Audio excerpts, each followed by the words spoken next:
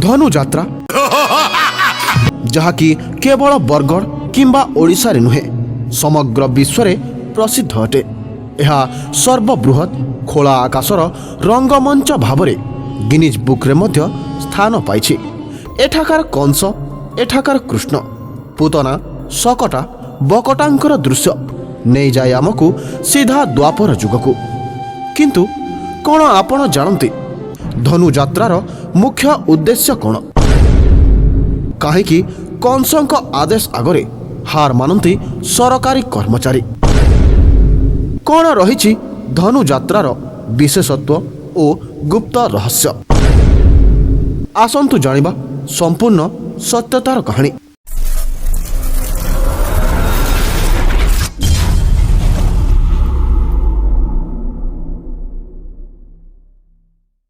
ବନ୍ଧୁଗଣ, ଯେତେବେଳେ ଆମେ ଶ୍ରୀକୃଷ୍ଣଙ୍କ ବାଲ୍ୟଲୀଳା ବିଷୟରେ ପଢ଼ିଥାଉ କିମ୍ବା ଶୁଣିଥାଉ, ସମସ୍ତଙ୍କ ମନରେ ଗୋଟିଏ ଭାବନା ଆସେ ଯେ କେମିତି ହୋଇଥିବ ସେ ଦ୍ୱାପର ଯୁଗ, କେତେ ଭାଗ୍ୟ କରିଥିବେ ସେ ଗୋପୀ ଗୋପାଳ, ଆମେ ବି ସେ ଯୁଗରେ ଜନ୍ମ ହୋଇଥାନ୍ତୁ କି?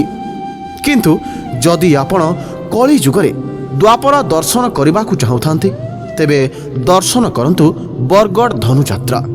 ପ୍ରତ୍ୟେକ ବର୍ଷ ପୌଷ ମାସର ଶୁକ୍ଳ ପଞ୍ଚମୀ ଠାରୁ ଆରମ୍ଭ ହେଉଥିବା ବରଗଡ଼ର ଧନୁଯାତ୍ରା ଦୀର୍ଘ 11 ଦିନ ଧରି ଅନୁଷ୍ଠିତ ହୋଇ ପୌଷ ପୂର୍ଣ୍ଣିମାରେ ଶେଷ ହୋଇଥାଏ। 7ରୁ 8 କିମି ଅଞ୍ଚଳରେ ଅନୁଷ୍ଠିତ ଧନୁଯାତ୍ରାରେ ଏଠାକାର ପ୍ରତ୍ୟେକ ଦର୍ଶକ କେବଳ ଦର୍ଶକ ନୁହନ୍ତି, ସେମାନେ ପାଲଟି ଯାଆନ୍ତି ଜଣେ ଜଣେ କଳାକାର। କିଏ ଗୋପପୁରବାସୀ ତ କିଏ ମଥୁରା ନିବାସୀ। ଏଠାରେ ବରଗଡ଼ ହେଉଛି କଂସଙ୍କ ମଥୁରା ନଗରୀ ଏବଂ ଅମ୍ବାପାଳି ହେଉଛି କୃଷ୍ଣଙ୍କ ଗୋପପୁର। ଜିରା ନଦୀ ଯମୁନା ନଦୀ, ସମଲେଶ୍ୱରୀଙ୍କ ପ୍ରାଙ୍ଗଣ କାରାଗାର, ଫକୀରା ବନ୍ଧକୁ କାଳିନ୍ଦୀ ହ୍ରଦ। ଏହିପରି ଭାବରେ ସମଗ୍ର ବରଗଡ଼ ପାଲଟିଯାଏ ସେହି ଦ୍ୱାପର ଯୁଗର ମହାରାଜ କଂସଙ୍କ ସାମ୍ରାଜ୍ୟ। ଏଠାରେ ପୌରାଣିକ ଗ୍ରନ୍ଥ ହରିବଂଶର ମଥୁରା ବିଜୟକୁ ନେଇ ନାଟ୍ୟ ରୂପାନ୍ତର କରି ପ୍ରଦର୍ଶିତ କରାଯାଏ। ଏହି 11 ଦିନ ମଧ୍ୟରେ ଦେବକୀଙ୍କ ବିବାହ ଓ କୃଷ୍ଣଙ୍କ ଜନ୍ମଠାରୁ କଂସଙ୍କ ମୃତ୍ୟୁ ଯାଏଁ ସମସ୍ତ ଦୃଶ୍ୟ ଆପଣମାନେ ଉପଭୋଗ କରିପାରିବେ, ଯେପରିକି ପୁତନା, ଶକଟା, ବକଟାଙ୍କର ବଧ, କାଳିଆ ଦଳନ, ଗୋପୀଙ୍କ ବସ୍ତ୍ର ହରଣ, ଯଶୋଦାଙ୍କୁ ବିଶ୍ୱରୂପ ଦର୍ଶନ ଇତ୍ୟାଦି ଇତ୍ୟାଦି। ଏସବୁ ମଧ୍ୟରେ ଏଠାକାର ମୁଖ୍ୟ ଆକର୍ଷଣ ଶ୍ରୀକୃଷ୍ଣଙ୍କ ବଦଳରେ ମହାରାଜ କଂସ ଅଟନ୍ତି। କାରଣ ସେ ଖଳନାୟକ ହେଲେ ମଧ୍ୟ ସଦାସର୍ବଦା ପ୍ରଜା ବତ୍ସଳ ଅଟନ୍ତି। ସେ ଏହି କଳି ଯୁଗର ମଥୁରା ଅର୍ଥାତ୍ ସମଗ୍ର ବରଗଡ଼ ଜିଲ୍ଲାର ଉନ୍ନତି ଓ ପ୍ରଜାଙ୍କ ମଙ୍ଗଳ ପାଇଁ ହିଁ ଚିନ୍ତା କରନ୍ତି। ବରଗଡ଼ ଧନୁଯାତ୍ରା ପୌରାଣିକ କଥାବସ୍ତୁକୁ ନେଇ ପ୍ରଦର୍ଶିତ ହେଉଥିଲେ ମଧ୍ୟ ଏଠାକାର ଐତିହାସିକ ମତ କିଛି ଭିନ୍ନ ଧରଣର। ପୌରାଣିକ ମତ ଅନୁସାରେ ଦ୍ୱାପର ଯୁଗରେ ମଥୁରା ନରେଶ କଂସ ତ୍ରିଭୁବନ ବିଜୟୀ ଥିଲେ। ତାଙ୍କର ଅତ୍ୟାଚାର ଦିନକୁ ଦିନ ବଢ଼ିବାରେ ଲାଗିଥାଏ। ସେ ତାଙ୍କର ପିତା ଉଗ୍ରେସନଙ୍କୁ କଟୁଆଳ ପଦରେ ନିଯୁକ୍ତି କରି ନିଜେ ବଳପୂର୍ବକ ମଥୁରାର ରାଜା ହୋଇଥିଲେ।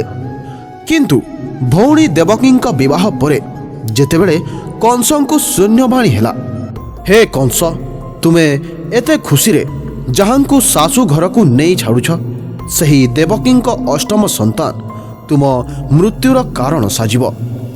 ଏହାପରେ କ୍ରୂର କଂସ ଭଉଣୀ ଦେବକୀ ଓ ବସୁଦେବଙ୍କୁ କାରାଗାରରେ ବନ୍ଦୀ କରି ରଖିଲା ଏବଂ ଗୋଟି ଗୋଟି କରି 6ଟି ଶିଶୁଙ୍କୁ ଜନ୍ମ ହେବା ମାତ୍ରେ ଦର୍ପଣ ଶିଳାରେ କଚାଡ଼ି ମାରି ଦେଇଥିଲା। ସପ୍ତମ ଗର୍ଭରେ ବଳରାମ ଯୋଗମାୟାଙ୍କ ଦ୍ୱାରା ରୋହିଣୀ ଗର୍ଭକୁ ସ୍ଥାନାନ୍ତରିତ ହେଲେ ଏବଂ ଅଷ୍ଟମ ଗର୍ଭରେ ଶ୍ରୀ ବିଷ୍ଣୁ କୃଷ୍ଣଙ୍କ ରୂପରେ ଜନ୍ମ ଗ୍ରହଣ କରିଥିଲେ। ସେହି ରାତିରେ ହିଁ ଭଗବାନଙ୍କ ଆଦେଶରେ ବସୁଦେବ ଶ୍ରୀକୃଷ୍ଣଙ୍କୁ ନେଇ ଗୋପପୁରରେ ନନ୍ଦ ରାଜାଙ୍କ ଘରେ ଛାଡ଼ି ଦେଇ ସେଠାରେ ଜନ୍ମିତ ବିଜୁଳି କନ୍ୟାଙ୍କୁ ସାଙ୍ଗରେ ଘେନି ଆସିଥିଲେ। ଯେତେବେଳେ କଂସ ଜାଣିଲେ ଯେ ତାଙ୍କର ଶତ୍ରୁ ଗୋପପୁରରେ ବଢ଼ୁଛି, ସେ ଆହୁରି ବ୍ୟସ୍ତ ହୋଇପଡ଼ିଲେ। ଶ୍ରୀକୃଷ୍ଣଙ୍କୁ ମାରିବା ପାଇଁ ପୁତନା, ଶକଟା, ବକଟାଙ୍କ ପରି ଗୋଟି ଗୋଟି କରି ଅନେକ ରାକ୍ଷସଙ୍କୁ ପଠାଇଲେ। ଶେଷରେ ସେ ନିଜେ ନିଜ ହାତରେ ମାରିବାର ଆଶା ନେଇ ଚକ୍ରାନ୍ତରେ ଧନୁଯାତ୍ରାର ରଚନା କରିଥିଲେ ଏବଂ ଅକ୍ରୁରକୁ ପଠାଇଥିଲେ କୃଷ୍ଣ ବଳରାମଙ୍କୁ ମଥୁରା ଆଣିବା ପାଇଁ। କିନ୍ତୁ ମହାପ୍ରତାପୀ ତ୍ରିଭୁବନ ବିଜୟୀ କଂସ କୃଷ୍ଣ ବଳରାମଙ୍କୁ ଦେଖିବା ମାତ୍ରେ ମଞ୍ଚରୁ ପଡ଼ି ମୃତ୍ୟୁବରଣ କରିଥିଲେ। ଐତିହାସିକ ତଥ୍ୟ ଅନୁସାରେ ବରଗଡ଼ର ଧନୁଯାତ୍ରା, ଯାହାକି ଗବେଷକମାନଙ୍କ ମତରେ ସ୍ୱାଧୀନତାର ପରେ ପରେ ଅଧର୍ମୀ ଇଂରେଜ ସରକାର ଠାରୁ ମୁକ୍ତ ହୋଇଥିବା ଖୁସିରେ ପ୍ରାୟ 1947-48 ମସିହା ଠାରୁ ନିରବଚ୍ଛିନ୍ନ ଭାବରେ ଅନୁଷ୍ଠିତ ହୋଇଆସୁଛି। କିନ୍ତୁ କିଛି ଗବେଷକଙ୍କ ମତରେ ଏହା ଭାରତ ସ୍ୱାଧୀନ ଠାରୁ ମଧ୍ୟ ଆହୁରି ପୁରୁଣା ଅଟେ। କହନ୍ତି ପ୍ରାୟ 1915 ମସିହା ସମୟରେ ପ୍ରଥମ ଥର ପାଇଁ ଧନୁଯାତ୍ରାର ଆରମ୍ଭ ହୋଇଥିଲା। ଲୋକକଥା ଅନୁସାରେ ସେହି ସମୟରେ ତତ୍କାଳୀନ ବରଗଡ଼ର ଗୌନ୍ତିଆ ଚିନ୍ତାମଣି ଦାସ ଏକ ସ୍ଥାନରେ ରାମଲୀଳା ଦେଖି କିଛି ଲୋକଙ୍କ ସହିତ ମିଶି ଧନୁଯାତ୍ରାର ରଚନା କରିଥିଲେ। କିନ୍ତୁ କିଛି କାରଣରୁ ବନ୍ଦ ପଡ଼ିଥିଲା ଏହି ଧନୁଯାତ୍ରା। ପୁଣି ଥରେ ଯେତେବେଳେ 1947-48ରେ ଆରମ୍ଭ ହେଲା, ପ୍ରଥମେ 5 ଦିନ, ପରେ 7 ଦିନ ଏବଂ ତାପରେ 11 ଦିନ ଧରି ଧନୁଯାତ୍ରାର ଅନୁଷ୍ଠିତ ହୋଇଆସୁଛି। ଏସବୁ ମଧ୍ୟରେ ଏହି ବିଶ୍ୱ ପ୍ରସିଦ୍ଧ ବରଗଡ଼ ଧନୁଯାତ୍ରାର ମୁଖ୍ୟ ଲକ୍ଷ୍ୟ ଏହା ଯେ ହୁଏତ ଦ୍ୱାପର ଯୁଗର କଂସ ଦୁରାଚାରୀ ଥିଲା, କିନ୍ତୁ ଏହି ଯୁଗରେ ସେ ପ୍ରଜାବତ୍ସଳ ଅଟନ୍ତି। କେମିତି ଜଣେ ରାଜା ସମସ୍ତ ପ୍ରଜା ଓ ରାଜ୍ୟର ମଙ୍ଗଳ ଚିନ୍ତା କରିପାରେ, ତାର ଜ୍ୱଳନ୍ତ ଉଦାହରଣ ହେଉଛନ୍ତି ବରଗଡ଼ର ମହାରାଜ କଂସ। ଦର୍ଶକ ବନ୍ଧୁ, ଏହା ଥିଲା ବରଗଡ଼ ଧନୁଯାତ୍ରାର ବିଶେଷତ୍ୱ ଓ ଗୁପ୍ତ ରହସ୍ୟ। ଭିଡ଼ିଓଟି କେମିତି ଲାଗିଲା କମେଣ୍ଟ ମାଧ୍ୟମରେ ଜଣାନ୍ତୁ ଏବଂ ଏମିତି ଆମର ଦେବାଦେବୀ ଓ ସଂସ୍କୃତି ବିଷୟରେ ଅଧିକ ଜାଣିବା ପାଇଁ ଆମ ଚ୍ୟାନେଲକୁ ମଧ୍ୟ ସବସ୍କ୍ରାଇବ୍ କରି ରଖିଥାନ୍ତୁ। ଭିଡ଼ିଓକୁ ଶେଷ ଯାଏଁ ଦେଖିଥିବାରୁ ଅଶେଷ ଅଶେଷ ଧନ୍ୟବାଦ।